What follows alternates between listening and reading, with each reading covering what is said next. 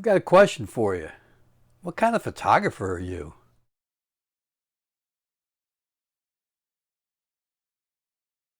Hey, welcome to another video. I recently had a conversation with one of my subscribers, and I thought I'd share some thoughts about it with you. I'm not going to tell you about our exact conversation, but just the general theme of some of it. And one of which is you have to decide what kind of photographer you want to be. And I don't mean what it is you want to photograph. In other words, oh, I want to be a street photographer. I want to be a sports photographer. I want to shoot wildlife. It's not what I'm talking about. Before I start this is not me trying to judge you and say, oh, well, this is what you need to be instead of this kind. Not at all. In fact, it's just the opposite. However, I want you to think about what type of photographer you are or want to be. Meaning, do you want to be someone, and are you someone now, who takes your camera out of the closet 2-3 times a year because it's Johnny's birthday or it's a certain holiday that you want to take a few snapshots? You don't particularly care how good they look. You just want them for memory's sake. To have them, maybe the old days you put them in a scrapbook. Now, I don't know, they're just on your computer. You do a slideshow, who knows what. In a past video, I talked about making photo books. Maybe that's all you want, and that's all you want from your camera. You're not really into gear. You don't really care. And as long as you understand that's the type you are and you're happy with that, so be it. The next type would be, yeah, I'd like to get my camera out more, and I'd like to understand why every time I shoot something that's moving, it's blurry. Well, because you don't understand shutter speeds. You don't understand the triangle of the relationship between your ISO and your aperture and your shutter speeds. So maybe you want to understand that so that you can get better. Maybe you're the type who's still searching for what your passion is, what it is you want to photograph. You haven't figured that out yet. You're new to photography. You bought a camera because you thought you wanted to go out in your backyard and shoot birds. You know, there's blue jays or cardinals or sparrows or whatever's in your backyard, even a hummingbird. And you bought this lens, and hummingbirds, they got pretty fast little wings, and you were not getting them right, and so you want to improve. Maybe you want to buy a different lens. Maybe you want to be an advanced hobbyist. I guess one of the bits of advice I can give you as you go along, I'd like to use the analogy of when you're a kid, you're in high school, you're in college, whatever, you're growing up, and you grew up in a fairly nice home, and you think, okay, I want to have that one day. And you want to go from graduating high school or college and just getting your first job, and all of a sudden you want a 4-bedroom house like your parents had. It doesn't work that way. You're going to go into a 1-bedroom apartment like I did. When I first got out of college, I had no money and I wasn't married yet, and I had a 1-bedroom apartment. Then I got married. My wife and I moved into a 2-bedroom apartment, and then we moved into a townhouse. And then we finally moved into this home that we've been in for a long time. Your photography is the same way. You're not going to go from getting your first camera and your first lens to being on the front of National Geographic. It doesn't work that way. It takes time to develop it. And maybe you're that person who understands that, and you want to work towards that goal. Maybe your goal is to be on the front of a magazine one day. Maybe your goal is to be hung in a gallery one day. Maybe your goal is just to be able to put a couple of things on your wall that you're really proud of. Whatever that is, set that goal. Visualize yourself. Golfers always talk about they visualize the shot before they ever take it.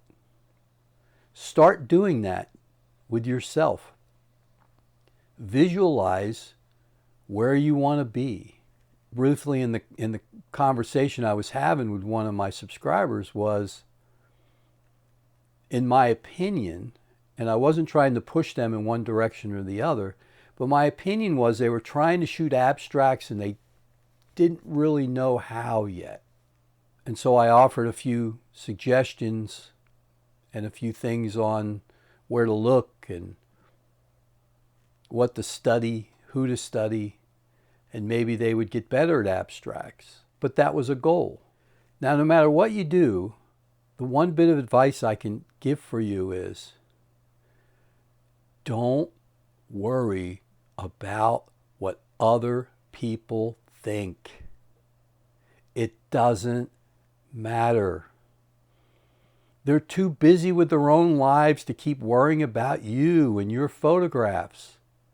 They don't care. Only you should care. The only time where I would say that's not true is if you're paid to work for someone else, a wedding photographer. They're going to expect you to take certain images. The wedding party, the bride and groom with the bride's family, the bride and groom with the groom's family, the groom with some of his friends, the bride with her friends, the ring, the reflective face of the bride coming out of a window. I'm not a wedding photographer, but I know that there are certain images that people expect you to photograph. But you can still have your own style when you do it. That's why they hired you. But yes, you then have to pay attention to what other people think. To some extent. I've mentioned it a couple of times. For a while my kids were in high school, because I'd go around photographing a lot of their sporting events anyway, I freelanced for a company called Max Preps. I don't want you to think that I'm down on Max Preps and you shouldn't work for them. No, they're a fine company. There's nothing wrong with them. But what I found was, because I was working for someone else, I didn't enjoy it as much. And the reason why was because I had a photo editor and I had to answer to him. And photo editors can have a wide range of what they expect from you. And because I was on the East Coast, I was assigned a certain photo editor. I was in the southeast part of the United States. And I noticed on the West Coast, that photo editor allowed their photographers to essentially take everything that was on their camera and just dump it from their card, you know, put it in the proper format as far as the size that Max Preps wanted. And they might have 200, 250 images from a volleyball match, and maybe 25 of them were good images, meaning, you know, I'd want to post them. However, they were allowed to do that. My photo editor would not allow me to do that. And he would make me make sure everything was color balanced, and he wanted me to photograph a particular type of image. He wanted pretty much nothing but action shots. In football, yes, action shots were the ones that would sell. For me, because my daughter played a lot of volleyball, she played club volleyball and school volleyball and everything else, I noticed that the ones that would sell weren't always the action shots, but the images taken right after the action, where you get expression on their faces. Happy, sad, whatever. and they were more of a portrait shot. And I particularly liked those types of images myself, and I would shoot those. And my editor didn't want them. He'd allow me a couple, and I always had a minimum of 25, I think at the time was. I had to submit at least 25 images that he would accept before they would post them in what was called your gallery, where you were allowed to sell them from that event. And there were times I had to really struggle to get 25 that he liked, because I wasn't shooting as much action. I would shoot action just because I knew I'd have to come up with 25 images. And the point was, it was a lot of work and it wasn't making me happy. I didn't enjoy photographing as much because I was working for someone else. And it wasn't the idea that I had to work for someone else. It was the idea that me as the photographer, I had to photograph something out of what I wanted to photograph while I was there, if that makes sense. He wanted me to photograph his style as opposed to mine. And then I didn't enjoy it as much. So I stopped. And I started enjoying it again. I had to decide what was important to me with my photography, because that obviously was not paying the bills. You know, on a good month, I might make $50. On a real good month, I might make $100, you know, and I'm only doing it for 3-4 months out of the year, so I might make $400 a year. Was it worth going through all that extra effort and changing who I was as a photographer to make that little bit of money? And for me, it wasn't, because my goal was not to step up and then try to use that portfolio to work for a newspaper or Sports Illustrated or whatever. That wasn't my goal.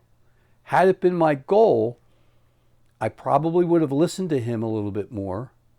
Not that I didn't listen to him, because I ultimately had to do what he wanted or he wouldn't allow me to post my photos. So I had to do what he wanted, but it wasn't my goal. What my goal was to be happy photographing my kids and their friends and post them on Facebook, or I'm not even sure Instagram was around at that point, but posting them on Facebook and everybody say, hey, yay, yay, yay, yay. I enjoyed that. And in the end, in the last year where I didn't photograph for Max Preps anymore, my daughter wasn't on the team anymore. She had graduated, and I ended up photographing for 1 or 2 more years when she was no longer even on the team. But what I did get from my efforts, which I can't tease my daughter about it too much because I think it's a little bit of a sore subject, so I maybe did it once or twice and dropped it. But what I did get from my effort was, and this is real, a gold medal. The state championship gold medal, because that last year I did it, they won the state championship. And I got a gold medal. And so this made me a whole lot happier than that couple $200-300, because had I kept photographing for Max Preps, I may not have this medal because I might have given up. Now my daughter has a silver medal because her last year they came in second. Don't tell anybody. Don't tell anybody. They came in second. But her dad has a gold medal. But it was important because that had to come from the team. They had to decide who got the medals, besides the players and the coaching staff and, you know, the principal and the athletic director. Then there were only a couple of medals left for people. And so, you know, I was very honored to get one of the medals. Now, it's not real gold. It's already tarnishing, whatever it's made out of. But that's not the point. I had to decide what was important to me in my photography. And I had to stop worrying about what other people thought, what other people wanted. Had I been making my living at it, it might have been a different situation. Again, then I would have had to deal with it a lot more. But fortunately, I didn't have to. So no matter what type of photographer you decide to be, just enjoy it. Have fun with it. Whether you take it out 2 times, 3 times a year, or I noticed when I was talking to my subscriber, I went back and I looked. This is the middle of August when I'm filming this in 2024. And I've already taken my camera out over 60 times this year, not counting the week in Iceland, where obviously I took it out a lot. So I'm probably over, I'm up close to 70 times this year out of however many days, 70 some days. So 1 out of every 3 days on average, maybe even more than that, I'm taking my camera out. I look back and starting in 2017, and I had taken it out like 5 times. In 2018, maybe 9 times. 2020, I took it out more because of COVID, and I was walking around the lake photographing the birds and enjoying the lake and just kind of getting out and getting some fresh air. So I think I took it out 30 or 40 times in 2020, and it's kind of grown from there because I've decided that I just enjoy it. I just like taking my camera out and getting some fresh air. And that's the kind of photographer that I've sort of evolved into, is I use it for exercise, but I also try to get better. If I were to go back and look at, if you look at my last video of looking at your old photos to improve, if I were to go back and look at even when I was shooting the volleyball, now I got pretty good at sports. I was a pretty good, without sounding whatever, I was a pretty good sports photographer. I have to admit, I had gotten pretty good at it. But I was photographing between my son's team and my daughter's teams, certain years maybe 75 events a year, 50 events, at least 50 a year, because there were 30 some volleyball games. And then between my son's soccer and baseball, there was probably another 20. And my older daughter, back then, I was shooting film indoors with 800 speed film, and you think, wow, your ISO 800 on a digital camera is nothing. Yeah, you're right, but the old film days, it got a little grainy.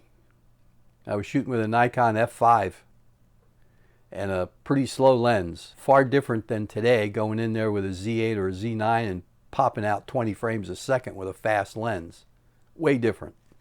Anyway, my advice would be, no matter what type of photographer you are, just enjoy it. Go out and have fun.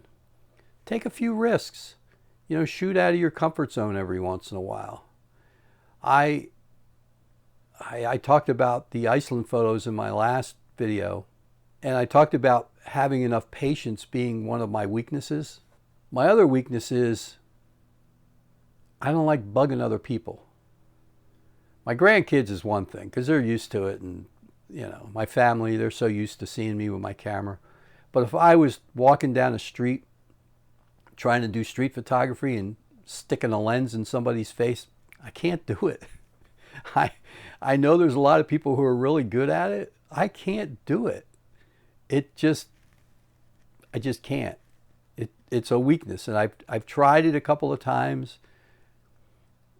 And so when I try to do street photography, I usually end up just taking pictures of buildings or somebody from across the street or that type of thing. I know I could set the lens at F8 and have people walk by, and I can just put the camera this way and photograph and shoot it that way and get things in focus. I understand that, where you can make it less obvious. Maybe I'll try that another time. But it doesn't really make me happy. It's not the type of photographer I am, and I understand that. And for others who do enjoy it, more power to them. Good for them. But it's not me. I guess the point is that I learned that I don't have to prove myself every time I take my camera out. It's not who I am. And whether you take your camera out 3 times a year or 300 times a year, you don't have to prove anything to anybody except yourself, unless you're being paid to do it. But if you're a hobbyist like most people, probably everybody who's watching this, you got nothing to prove to anybody except yourself. So keep that in mind. Till next time, take good care. I'll see you, huh? Thanks for watching. Oh, please like and subscribe. Maybe, if you want to. I'd appreciate it. Okay, thanks. Bye. Take care.